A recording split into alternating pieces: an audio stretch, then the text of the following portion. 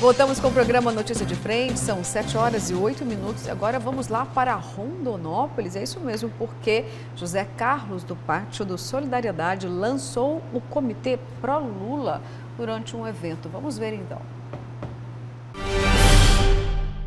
O prefeito de Rondonópolis, José Carlos do Pátio do Solidariedade, é o primeiro prefeito de Mato Grosso a declarar apoio à pré-candidatura do ex-presidente Luiz Inácio Lula da Silva. Na Associação Mato Grossense dos Municípios, ele falou sobre a criação de um comitê pró-Lula.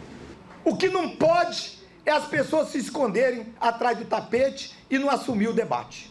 Isso que não pode.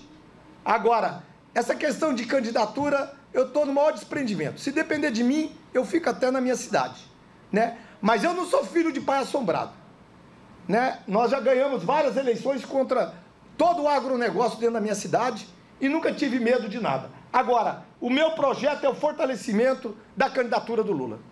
Então nós estamos conversando com as forças progressistas do Estado, mas também estou conversando com as forças as forças assim, mais centro, que têm simpatia pelo presidente Lula. Senadores, deputados, lideranças, eu estou conversando. E todos estão sinalizando que, ó, Zé do Pátio, dá mais um tempo, dá mais um tempo. Bem, quando eu estou sentindo que está muita gente em dúvida, a gente tem que se posicionar. E eu decidi me posicionar na minha cidade, no Estado, e abrir o debate. Zé Carlos do Pátio, como é conhecido, também falou sobre com o Comitê Pró-Lula, ele pretende reverter a situação e ainda cita pesquisas onde mostram o ex-presidente Luiz Inácio Lula da Silva com a maior intenção de votos para a presidência em 2022. A intenção dele é reverter essa situação na região norte de Mato Grosso, onde a maioria apoia o atual presidente Jair Bolsonaro. Aqui tem uma pesquisa, inclusive, do Estadão, que já coloca, do IPEC, que é o Instituto de Pesquisas também, do IPEC, que é daqui de Cuiabá, faz pesquisa na Assembleia, são órgãos de credibilidade, que coloca na minha cidade já o Lula com 42,8% e o Bolsonaro com 27%, 28%. E o que me deixa chateado é que as pessoas apoiaram o Bolsonaro, que é o candidato da direita, e agora estão querendo tirar o apoio do Bolsonaro e forçando uma terceira via. Ou você vai ter que assumir a candidatura do Bolsonaro, ou vai ter que assumir a candidatura do Lula. O processo político no Brasil já polarizou, o debate já começou. As imagens são de João Páscoa, com apoio de Olavo Gualano, Nayana Bricá para a Notícia de Frente. Vamos lá então, Daniel. Olha só, explica aqui pra gente. O que o prefeito disse foi o seguinte: existe só a polarização, não tem chance para a terceira via? Ele quis dizer isso? O José Carlos do Pátio, não é surpreendente isso, essa ação dele, esse movimento dele, de tentar puxar o protagonismo da esquerda aqui em Mato Grosso. A esquerda que está tão desorganizada, sem rumo, faz algum tempo, sem força política aqui no Estado, ele está tentando agrupar os diversos grupos políticos aí, que estão bem pulverizados aqui no Estado. Ele disse que... ele falou muito como candidato, viu? Ele está apostando na formação de uma chapa suprapartidária, não só com siglas da esquerda, o PCdoB, o PSB, né? Mas também com outro tipo de lideranças aí, da centro-direita, até da direita mesmo. Ele está tentando formar esse palanque em torno do ex-presidente Lula. Não é um trabalho fácil, até por conta do eleitorado do esquerdista aqui em Mato Grosso, mas o Zé do Pátio se antecipa, né, tenta ele puxar esse protagonismo que ficou abandonado aí, né? Você não tem grandes nomes da esquerda em Mato Grosso que consigam agrupar todos num rumo só, né, num destino. A esquerda está bastante pulverizada, mas ele fala ali como pretenso candidato ao governo do Estado também, além de puxar esse trabalho aí de montar o palanque do Lula aqui em Mato Grosso. Tem até a expectativa de que o próprio ex-presidente venha para cá nos próximos meses. Olha só, Kleber, inclusive do Pátio chegou até dizer que até o agro vai fazer parte dessa comissão, ou seja, ele está buscando, o agro não sinalizou não esse apoio ao PT e nem ao Lula, mas é porque do Pátio até chegou a dizer que não adianta ter um estado rico de pessoas pobres e também se mostrou consternado diante do fato de que PT nunca venceu aqui em Mato Grosso, ele quer reverter essa história de qualquer jeito. Eu destaco 3 aspectos nesse movimento ontem do Zé do Pátio. Primeiro, ele assumiu o protagonismo e lançar esse comitê pró-Lula aqui, inclusive se adiantando ao próprio PT, né? É uma característica dele, ele é um lulista fiel, leal, e inclusive não tem reciprocidade, porque na eleição dele, ele disputou a reeleição ano passado lá em Rondonópolis e não teve o apoio do PT. O PT lançou candidatura própria, lá que era um risco, inclusive, né, assim, de prejudicá-lo, porque a disputa lá foi muito dura. Mas ele não se incomoda com isso e é Lula e tal. Segundo, ele já tem um convite da direção nacional do PSB para assumir o partido aqui e ser o candidato apoiado pela esquerda ao governo de Mato Grosso. Então, tinha uma expectativa que o deputado Maxi ontem fosse lá nesse movimento, né? Porque hoje o Zé do Pátio e o Maxi Russi, as duas principais figuras do PSB. Ainda tem um terceiro elemento nisso, que é a federação partidária que está sendo anunciada aí, já foi aprovada pelo PSB, que seria formada por PT, PSB, PV, PCdoB. E talvez o Solidariedade dificilmente entra, então tudo indica que o Zé do Pátio não permanecerá no Solidariedade, que é o partido dele, do Pedro Táxi e daquele deputado federal, doutor Leonardo. Quero falar também sobre a terceira via. Eu acho que ele se equivoca em relação à terceira via. Eu acho que o que ele quis dizer, o Zé do Pátio, no final das contas, é que a terceira via não vai se viabilizar, né? Mas que ela também não é desprezível. Nós estamos vendo aí esse movimento do Moro, que eu acredito que ele vai conseguir um certo protagonismo nessa disputa, embora, vou reiterar o que eu já disse aqui esta semana, o Moro e o Bolsonaro, na minha avaliação, vão disputar quem vai para o segundo turno com o Lula, né? Certo. Então acaba, e é por isso que tem 2 turnos no Brasil, porque quando você tem tantos candidatos, se ninguém obtiver 50% mais um dos votos no primeiro turno, para que o presidente eleito, ou o governador, ou o prefeito de cidades com capitais ou maiores de 200 mil eleitores, possam ter o voto da maioria. Para você não eleger alguém, como era antigamente, que às vezes era eleito com 40% dos votos válidos só. Então, ele não, já de cara já era um derrotado, porque ele não representava a maioria, a oposição era muito forte. Então, terceira via, o entendimento, e eu acho que ele está meio bravo também aí com quem votou no Bolsonaro e agora está envergonhado querendo terceira via.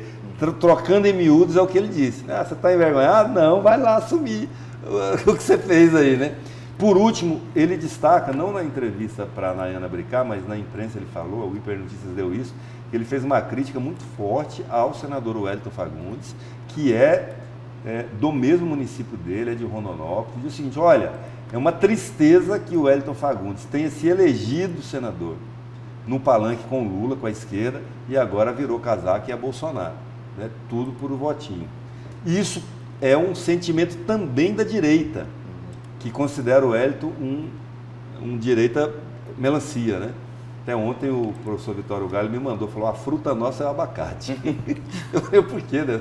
Não tem vermelho. Ele falou: não, porque é verde por fora e amarelo por dentro. E essa turma aí é melancia, verde por fora e vermelho por... Então, assim, eu vejo que está aumentando essa dificuldade do Wellington Fagundes, que não está agradando a direita e está desagradando profundamente a esquerda com esse posicionamento dele de ser o candidato Bolsonaro aqui. E o Pátio, só complementando, é um fenômeno político a ser estudado em Rondonópolis. Rondonópolis que é berço de grandes correntes políticas do Estado. Ele não é aliado em nenhuma delas, já venceu, derrotou vários deles, né? Grupo político de Blair Maggi, de Carlos Bezerra, Tener Saquete, Gellner. Gilberto Gellner. Ele conseguiu ter êxito em muitas das disputas e continua aí no protagonismo. Agora, Queria destacar também, você citou a questão do PSB, hoje tem uma convenção, uma reunião nacional para discutir justamente os rumos de 2022, entre os quais essa possível federação partidária, né, que vai ser feita com siglas mais à esquerda.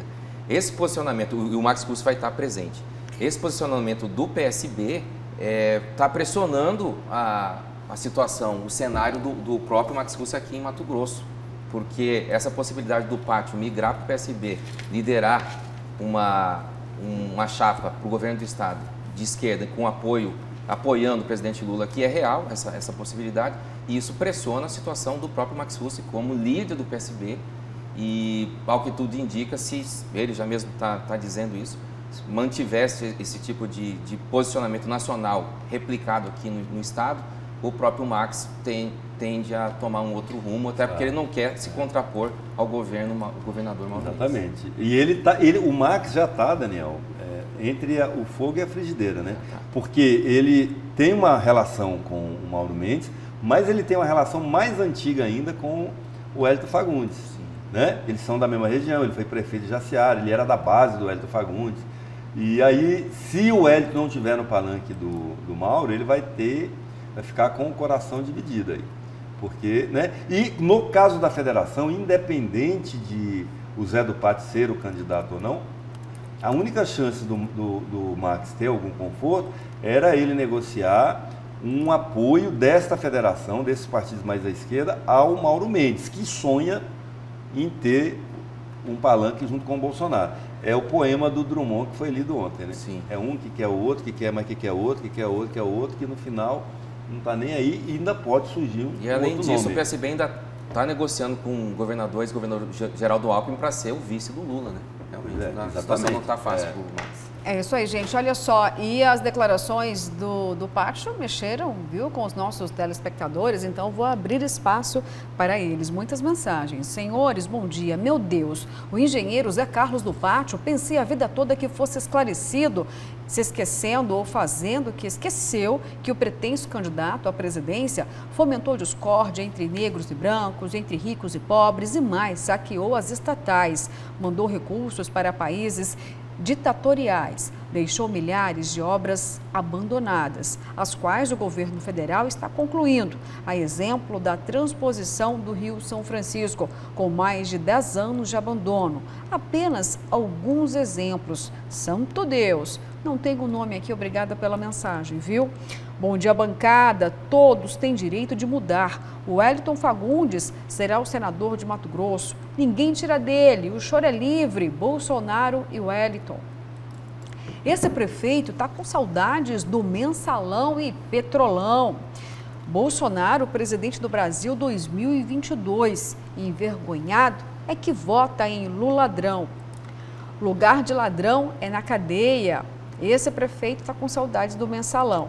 E, infelizmente, o comunismo vai ser implantado no Brasil. Aí vocês vão ver a desgraça de um país. Bom dia, Zé do Pátio literalmente demonstra o desespero da esquerda, falando até mesmo em nome de 42% da população de Rondonópolis. Está totalmente equivocado. O agro é direita. Misericórdia para o ex-presidiário, gente. Povo apoia ex-presidiário e reclamam que o país não vai bem. E dia, governantes, cada absurdo. Bom trabalho aí para vocês. Zé Carlos do Pátio, depois desse apoio, não ganha mais nem para vereador. É o Roberto lá da Avenida Doutor Hélio Ribeiro. Esse prefeito apoia Lula porque vai apoiá-lo nas falcatruas. Lula nunca mais, o povo acordou. Gente, olha só, muitas mensagens aqui, rapidinho a gente exibiu. Zé Carlos do Pátio, você está comentando, são 7 horas e 23 minutos. Só queria mudar um pouquinho de assunto, porque também aqui, gente, tem algo grave acontecendo na saúde, a dengue. Eu vou até pedir para que o Daniel mostre para a gente aqui a manchete do jornal A Gazeta. Vou pedir para o Wilson Coité que nos ajude aqui a mostrar o jornal A Gazeta. Cadê o nosso querido Wilson Coité para poder fechar aqui na manchete do jornal? Eu acho que houve um probleminha técnico, ele não deve estar nos ouvindo, mas é em relação a mortes. São pelo menos 8 mortes aqui registradas em Mato Grosso. Infelizmente, gente, um bebê de 6 meses de vida não resistiu à dengue.